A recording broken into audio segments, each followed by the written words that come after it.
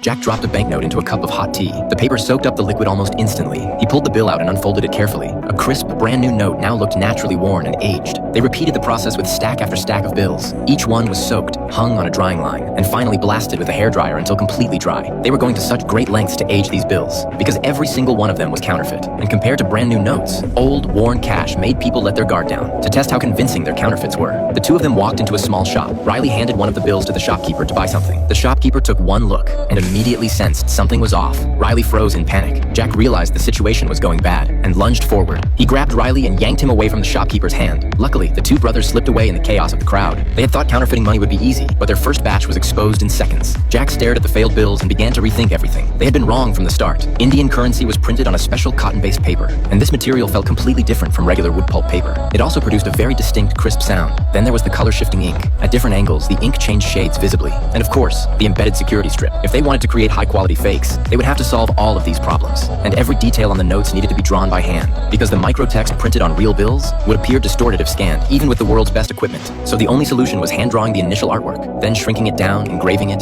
polishing it, and applying chemical treatments. Only then could they produce a proper printing plate. But since the cotton-based paper was tightly controlled by the Indian government, they had no way of buying any. Their only option was to find a substitute that felt similar. After days of searching, Jack finally spotted a clue in an advertising booklet. They discovered that by layering two sheets of paper together, they could get almost the exact feel of the real thing. Even the thickness matched. They bleached the sheets, printed each side separately, punched holes in the front layer, inserted the security strip, then glued everything together. This created a perfect sandwich structure. With the paper solved, they moved on to the second problem, the color-shifting ink. By mixing commercially available metallic paint and ink, he produced a color-shifting effect realistic enough to fool most people. They coated the bills with a layer of clear varnish, giving them the crisp texture of real currency. Then they artificially aged the notes again to test the quality of their new batch. They returned to the same street corner shop.